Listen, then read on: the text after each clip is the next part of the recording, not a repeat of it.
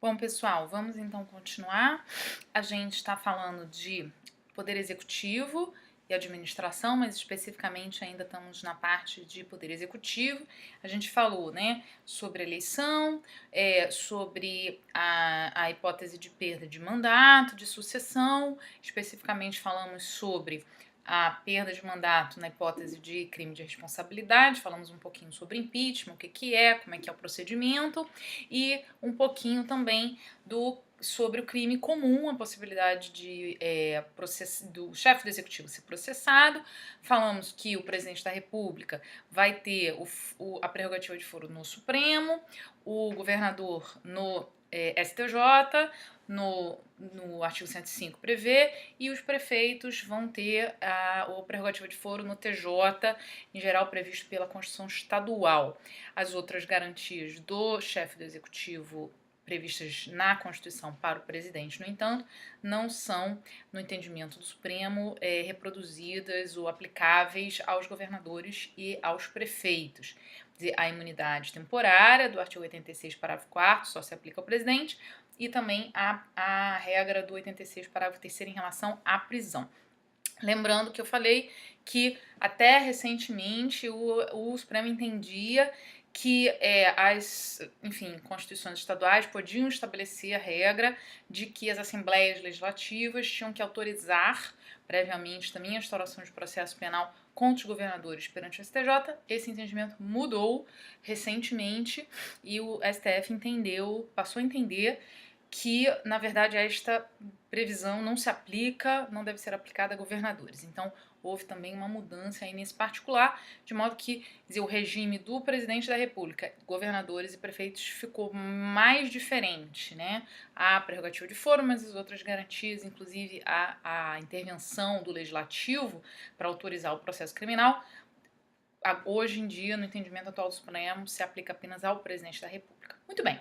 E aí a gente avança um pouquinho, quer dizer, para falar dos ministros de Estado. A Constituição fala dos ministros de Estado, tá? De forma específica, no artigo 87, são de livre nomeação do presidente da República, assim como os secretários são de livre nomeação do governador e do prefeito. Existe um requisito, né, objetivo, que tem que ser maior de 21 anos e estar no gozo dos direitos políticos, artigo 87.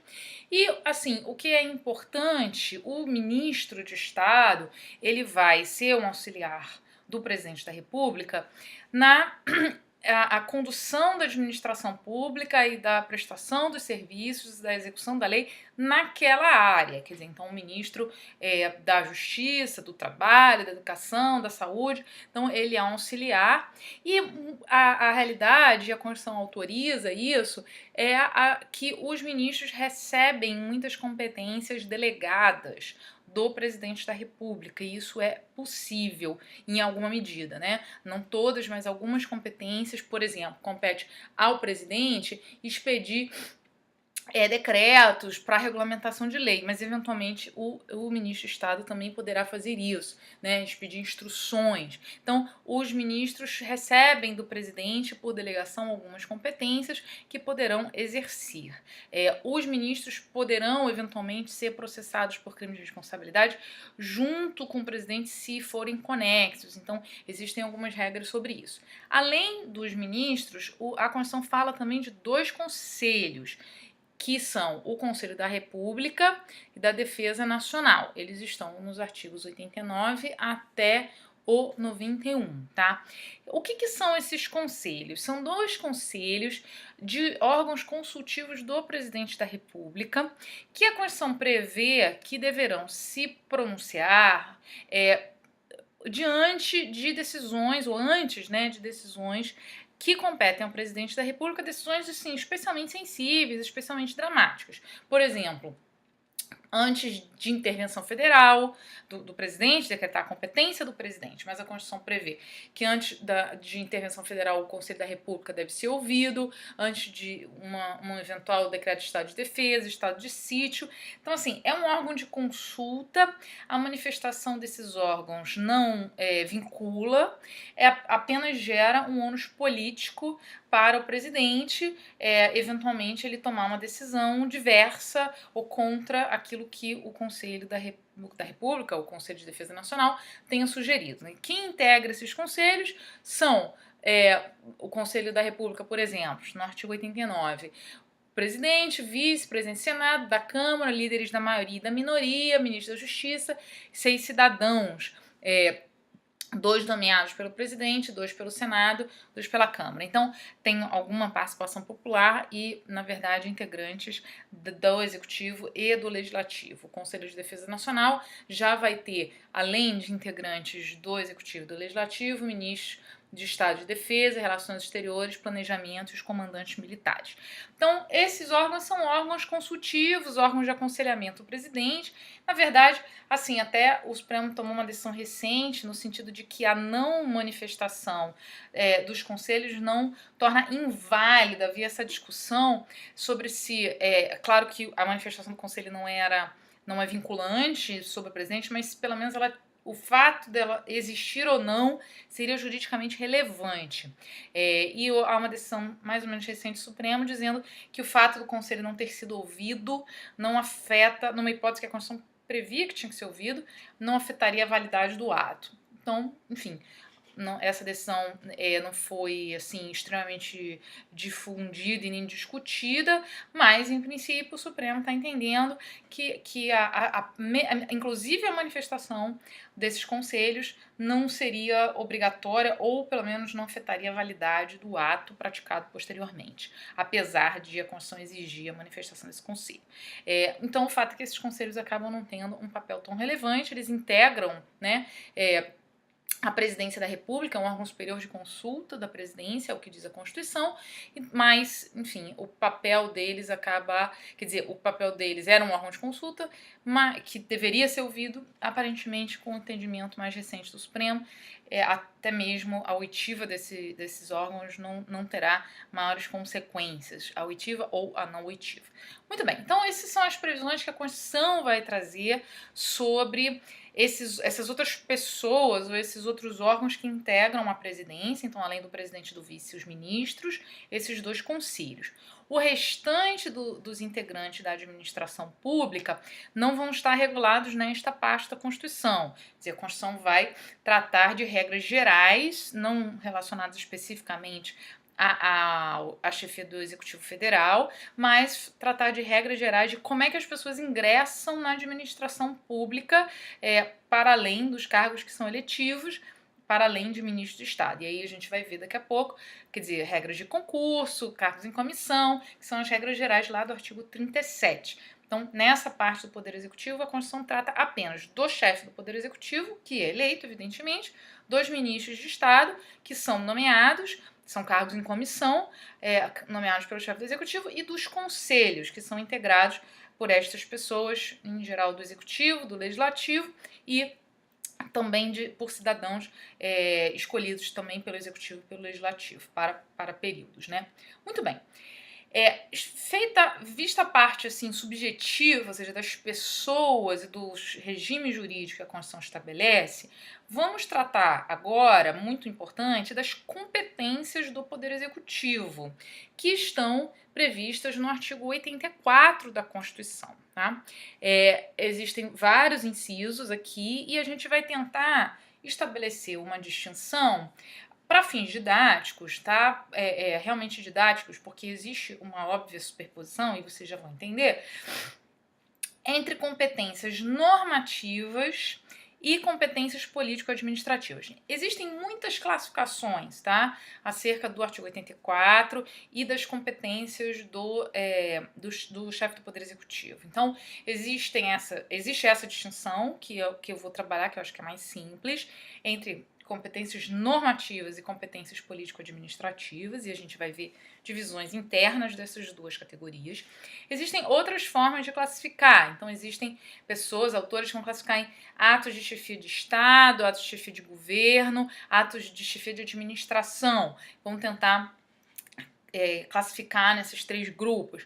É uma classificação possível também. Quer dizer, eu acho mais fácil a gente classificar nessas 2 grandes, normativas e político-administrativas, e dentro de cada uma delas fazer mais uma subdivisão que acho que isso vai ser útil. Bom, o Executivo, Então, portanto, vamos começar pelas competências normativas. E aí a gente precisa fazer uma distinção teórica primeiro, para depois a gente entender quais são as competências normativas que o Executivo tem nos termos do sistema atual da Constituição. Existe uma distinção que é muito importante entre atos normativos primários e secundários, tá? O que significa isso? Quer dizer, os atos normativos primários são aqueles que criam, inovam na ordem jurídica, criam direitos e obrigações originariamente, quer dizer, eles apenas estão limitados pela Constituição, de forma geral, mas eles têm competência para inovar na ordem jurídica, para criar direito, para impor obrigação. Como regra, qual é o ato normativo primário? A lei. Tá? Então, a lei é o ato normativo primário. A verdade é que o Executivo também tem determinadas competências normativas primárias, como, por exemplo, as medidas provisórias. A gente já vai chegar lá, mas assim, primeiro a distinção do ponto de vista teórico, tá? Então, a gente tem atos normativos primários, que são esses atos, né, com status de lei ou com essa capacidade de inovar na ordem jurídica. E existem os atos normativos secundários. O que são os atos normativos secundários? São aqueles que vão regulamentar, eles até vão criar, em alguma medida, direito e obrigação. Quer dizer, é uma ficção dizer que eles não criam, mas eles estão subordinados já a uma lei. Quer dizer, existe uma lei e para regulamentar essa lei, para dar execução a essa lei, quer dizer, da generalidade e abstração da lei, construir o caminho que vai permitir a sua execução nas circunstâncias concretas, outros atos vão ser editados, outros atos com natureza normativa, mas essa natureza normativa já será, a gente diz, secundária. Secundária por quê? Porque ela já se subordina a uma lei, quer dizer, ela não vai poder contrariar a lei, ela vai poder criar normas, às vezes vai criar direitos e obrigações, mas nos limites da lei, para fim de regulamentar a lei, subordinada à lei. Então, existem esses dois níveis normativos e acaba sendo essa distinção acaba sendo muito importante na prática por muitas razões. Então, por exemplo, a gente vai ver em controle no quarto período, dizer, o cabimento, por exemplo, de ADIM, de ação direta de inconstitucionalidade, ele cabe contra atos normativos primários apenas e não contra atos normativos secundários. Por quê? Porque o ato normativo secundário, se ele viola alguma norma constitucional, de duas uma, quer dizer, ou ele está... a lei, quer dizer, tem uma lei, né? Ele é secundário, então antes dele, entre ele e a Constituição, existe uma lei. Então, se ele é inconstitucional, a lei que ele está regulando também é inconstitucional, porque ele está regulando uma lei e ele será inconstitucional. Ou, quer dizer, de duas uma, a primeira opção é ele e a lei que ele está regulamentando são inconstitucionais. Então, na verdade, a ADIM deve ser ajuizada contra a lei e não contra o ato secundário. Segunda opção não, a lei é ótima, a lei não tem problema nenhum, o problema é o ato normativo secundário. Mas se a lei não tem problema e o ato normativo secundário é inconstitucional, ele também deve ser ilegal, porque ele está dispondo de forma diversa da lei, já que ele é inconstitucional, mas a lei não é. Então, a solução do problema não passa pela inconstitucionalidade do ato secundário, e sim da ilegalidade do ato secundário em relação à lei. Então, a gente tem aquela pirâmide, né, que a gente já fez, que é o zeniano e tal, Constituição em cima, os atos normativos primários, leis e tal, num segundo momento, e num terceiro momento, esses atos normativos secundários que estão subordinados à lei, o ato normativo primário e, claro, indiretamente também à Constituição.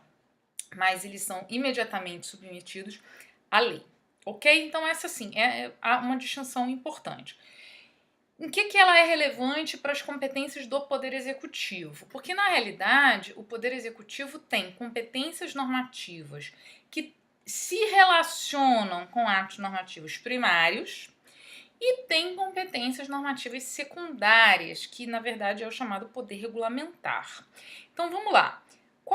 Quais são as competências normativas de natureza primária do Poder Executivo? Primeiro, a gente já falou, lá em espécies legislativas, a expedição de medidas provisórias. Então, o chefe do Executivo pode expedir medidas provisórias que têm status de lei, quer dizer, a gente já estudou, elas vão valer como uma lei, elas vão ser submetidas ao Congresso Nacional, quer dizer, tem prazo de 60 dias, prorrogável por mais 120 dias, e eventualmente, mesmo que o Congresso Nacional, se o Congresso Nacional não dispuser, quer dizer, não converter em lei, né, mas não rejeitar antes e a medida provisória vigir por 120 dias e o Congresso também não regular os efeitos que ela produziu, ela terá produzido os efeitos de uma lei para fins práticos por 120 dias, né? Então, a medida provisória, como a gente falou, ela cria direito e obrigação, ela é um ato normativo primário, ela é igual na prática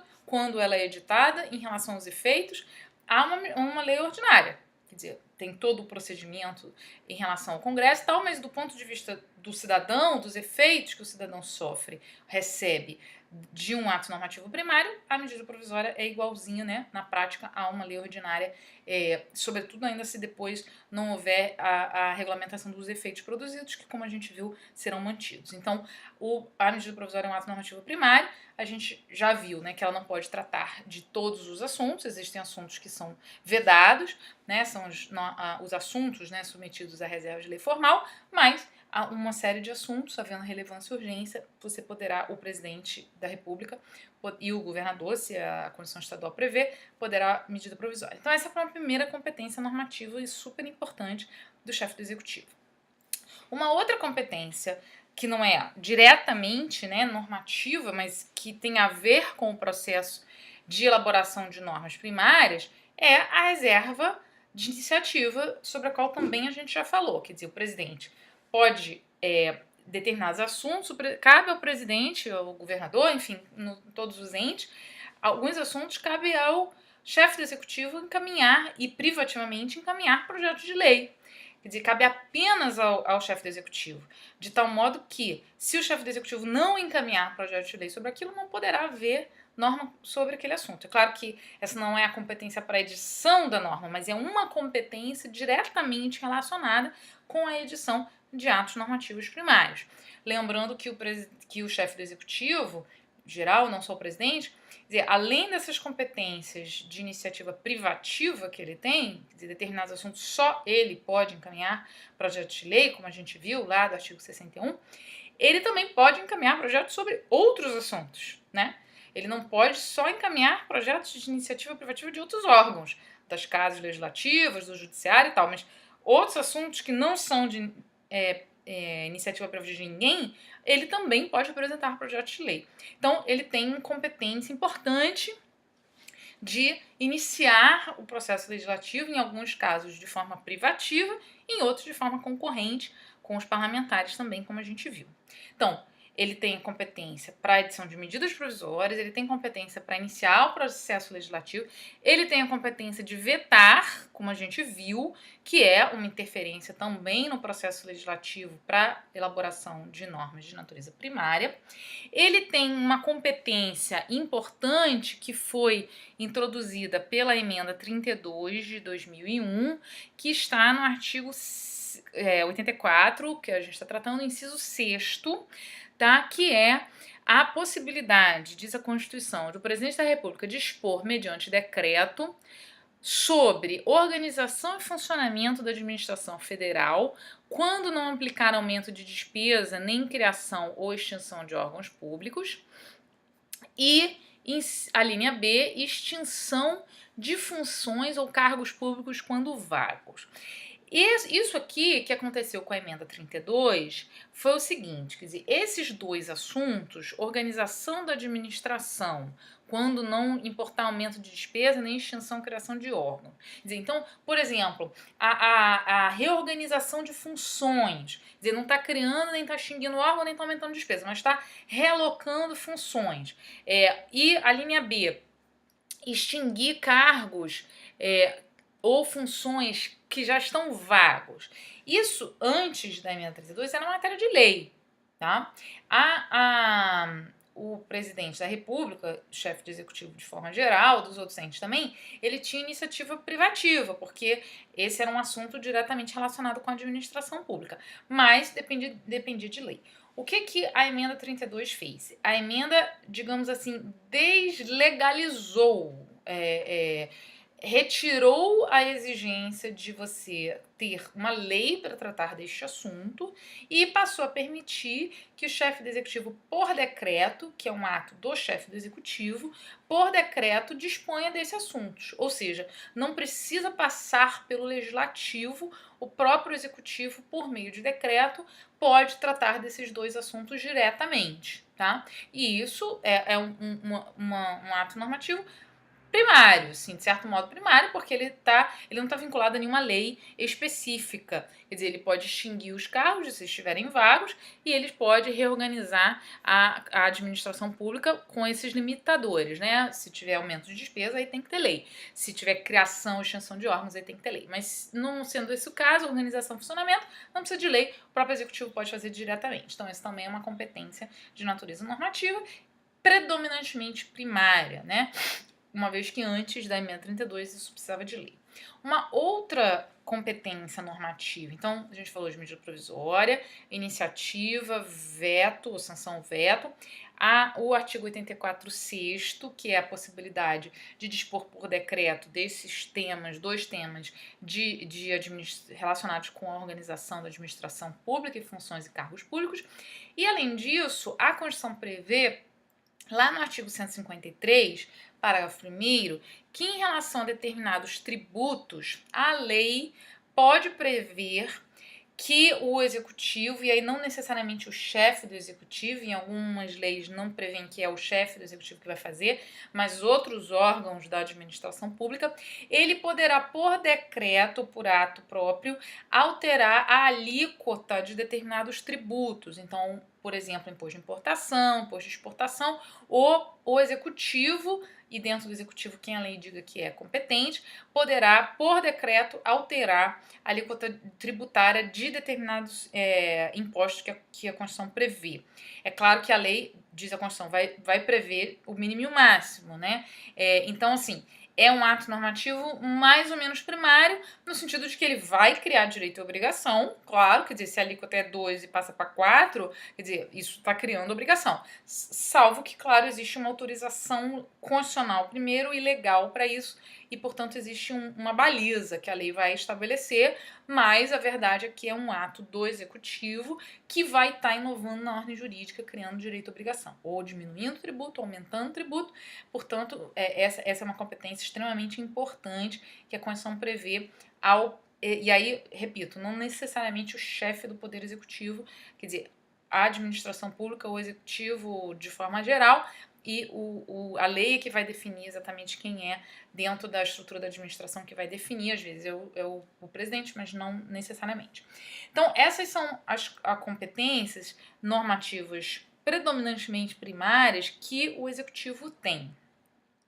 Portanto, assim, quando a gente fala de organização de poderes, né, a gente falou da função executiva, aplicar a lei de ofício, essa é a sua função típica, mas existem outras funções que estão sendo desempenhadas pelo executivo, funções que não são propriamente de dar execução à lei, a gente vai falar de dar execução à lei já, mas que envolvem um certo controle recíproco entre os poderes, quer dizer, o executivo vai poder ter essas competências de natureza normativa que, em tese, né, seriam do legislativo, mas que são compartilhadas em alguma medida. O executivo também tem um papel, e cada vez um papel mais importante em competências normativas, inclusive primárias.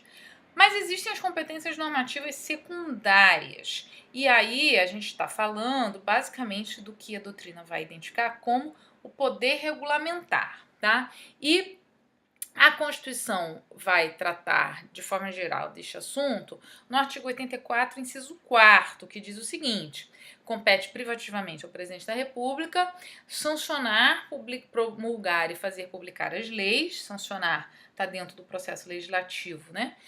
Das normas, dos atos normativos primários, bem como expedir decretos e regulamentos para sua fiel execução. Então, a possibilidade, a competência do executivo de expedir decretos e regulamentos para a fiel execução da lei, na verdade, ela é uma competência normativa secundária, mas que é uma função típica do executivo. Quer dizer, não é uma função atípica. Quer dizer, a função por exemplo, expedir uma medida provisória é uma função atípica, uma função de editar norma de natureza primária. A função de expedir um regulamento para dar execução à lei, ela não é uma competência atípica do executivo, ao contrário, ela é uma competência típica do executivo, porque para ele dar execução à lei, para ele garantir que a lei vai ser aplicada em concreto, ele precisa expedir regulamentos que sejam capazes de, digamos assim, cobrir esse espaço que há entre a lei geral e abstrata e a realidade do dia a dia para permitir a execução. Então, existe dentro da competência de aplicar a lei de ofício essa competência normativa secundária, que é o chamado poder regulamentar. Bom, e aí algumas considerações sobre o poder regulamentar. A primeira é essa: o poder regulamentar é uma competência típica do chefe do Poder Executivo para poder dar execução às leis, que é, digamos assim, a competência mais marcante do Poder Executivo. O poder regulamentar, quer dizer, envolve não propriamente a inovação. É claro que em alguma medida você pode ter inovação. E como é que a gente vai saber quanto que pode, quanto que não pode inovar? Isso vai depender do que a lei diga. Quer dizer, isso vai depender do espaço, de quanto a lei vai detalhar e quanto a lei, o assunto que ela está disciplinando, e quanto espaço que a lei vai deixar, na verdade, para o poder regulamentar. E às vezes, a lei, quer dizer, se a lei for muito genérica, o espaço para o poder regulamentar acaba sendo muito amplo, porque para dar execução a uma lei muito genérica, o Poder Executivo vai acabar tendo que preencher esses espaços e tomar decisões, né? Então, existe, assim, aqui na discussão do poder regulamentar, um tema, assim, de certo modo sensível, que é ou da delegação legislativa, que não é a lei delegada que a gente viu. Quer dizer, a lei delegada é aquela figura específica que a Constituição regula, uma espécie legislativa, que o Executivo vai lá, pede autorização para o Congresso para expedir normas sobre um determinado assunto. Isso é a lei delegada. O fenômeno da delegação legislativa é um fenômeno mais geral que acontece como ou quando, né? Acontece quando uma lei que não tem nada a ver com a lei delegada, uma lei normal, uma lei ordinária, uma lei complementar, ela acaba transferindo para o Poder Executivo um espaço muito grande para a tomada de decisão. E aí você pode chegar a um ponto que essa lei se torna, inclusive, inconstitucional. Por exemplo, o Supremo, em várias ocasiões já, ele considerou inconstitucional, por exemplo, uma lei, quer dizer, o artigo 37 prevê, a gente vai ver daqui a pouco, prevê a hipótese de contratação temporária excepcional, quer dizer, hipóteses em que a administração pode, sem concurso público, contratar por um prazo determinado, por uma necessidade excepcional, né? Então, enfim, tem uma epidemia e você precisa de agentes de saúde, tem o IBGE está fazendo o censo, você precisa contratar excepcionalmente só para aquele período e depois você não tem mais necessidade. Então, existem situações de urgência que são temporárias em que a administração poderá contratar sem concurso público. Mas é a lei que deve regulamentar isso, quais são essas situações, quais são essas hipóteses. É claro que a lei não vai ter condições de estabelecer todos os detalhes, né? Então ela vai estabelecer determinados parâmetros e a administração pública que vai, no dia a dia concreto, aplicar esses parâmetros às necessidades. Ok. Só que às vezes algumas leis foram questionadas por esse fundamento, elas diziam o seguinte: fica autorizado o Poder Executivo a contratar temporariamente, sem concurso público, quando se manifestar necessidade excepcional. Ponto. Peraí, isso é basicamente nada. Isso é basicamente dizer o que a Constituição diz já. Quer dizer, a lei não está tomando nenhuma decisão política sobre o que quais são os parâmetros para uma situação excepcional, qual é o prazo máximo, quer dizer, como é que o Executivo vai lidar com essa situação, né? Qual é a disciplina dessa hipótese que a Constituição autoriza e que diz que a lei tem que regular? Essa lei, não diz nada, essa lei não regula nada. Na verdade, ela transfere para o executivo toda a disciplina do assunto, né? Ele que vai dizer tudo, ele que vai dizer qual é o tempo, ele que vai dizer o que é necessidade excepcional, etc, etc.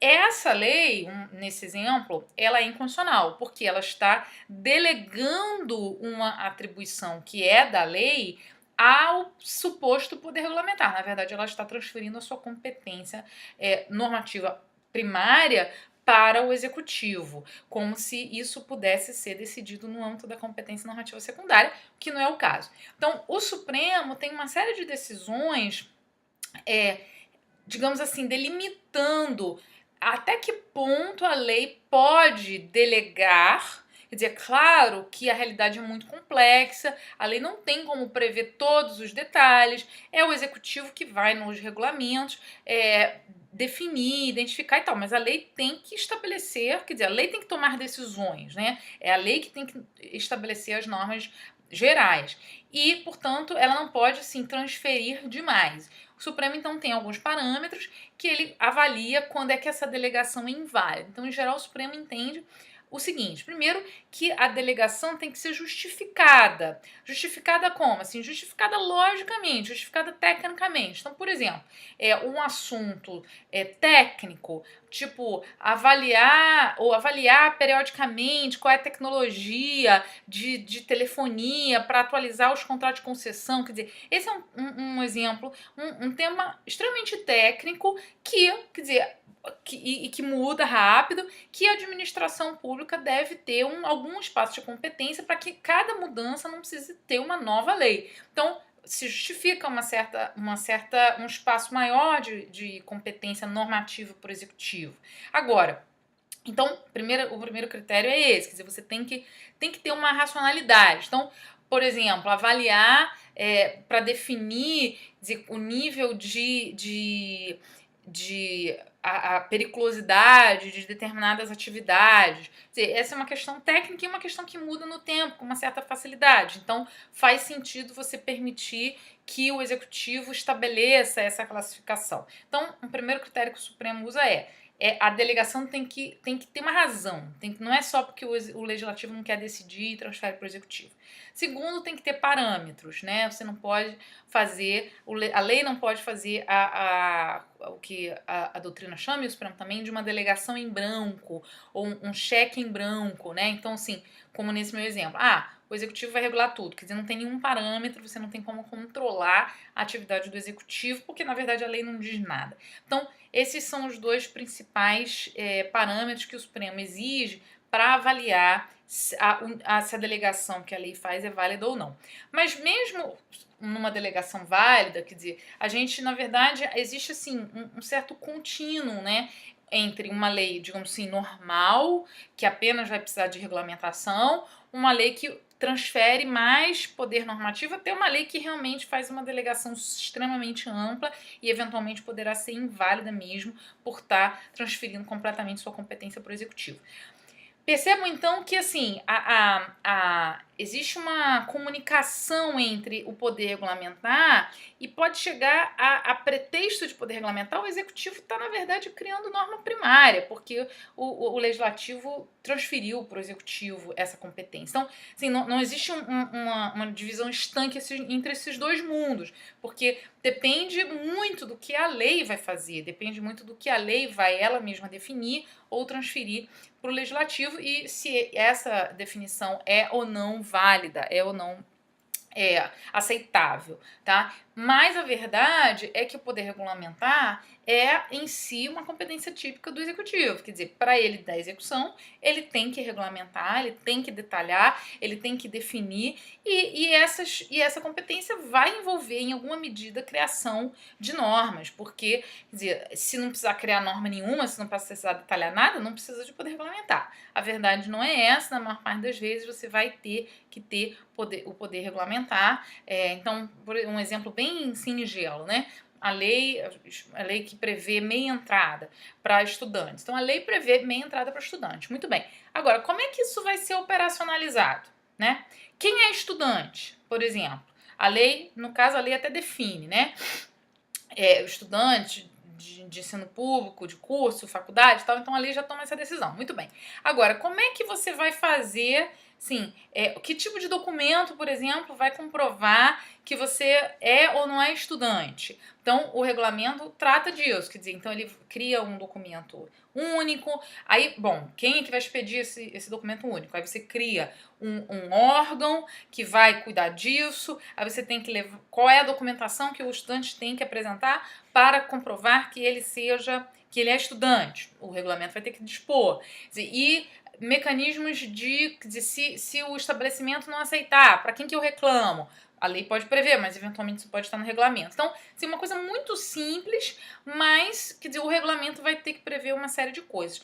Quanto mais complexa a lei, mais complexo vai ser também o regulamento, né? Então, o poder regulamentar, ele é uma competência normativa do executivo de natureza, como regra, né, secundária, quer dizer, ele está sempre vinculado à lei, ele não pode dispor contrariamente à lei, portanto, os atos regulamentares, em geral decretos, mas também podem ser atos de outras pessoas, órgãos dentro da administração, eles vão estar subordinados a órgãos ou entidades, né? Porque a administração indireta, sobretudo autarquias, também podem expedir atos regulamentares para dar execução às leis que lhe cabem. Mas a verdade é que esses atos todos têm que estar subordinados à lei, né? Eles todos são atos infralegais, portanto, atos normativos secundários que devem obediência à lei e poderão ser ilegais se descumprirem a lei. Apenas o que eu estava dizendo é que, dependendo da lei, quer dizer, se a lei for extremamente genérica ou consagrar delegações muito amplas, às vezes o ato normativo secundário, regulamentar, ele vai estar inovando, porque na verdade a lei não trata do assunto. Então, a lei é muito genérica e o regulamento é que vai realmente criar o direito e a obrigação. E aí a gente tem essa tensão aí da delegação legislativa, até que ponto é possível, até que ponto não é possível fazer a delegação legislativa. Então, o regulamento conclui, né, esse tema das competências normativas do Poder Executivo, que envolve as normativas primárias e a normativa secundária, que é basicamente o regulamento. Além, ou paralelamente às competências normativas, existem todo o resto das competências que não são propriamente edição de normas, mas são atos de natureza política e administrativa, ou mais política, mais administrativa, ou as duas coisas, e a gente vai falar sobre isso já já no próximo vídeo, ok?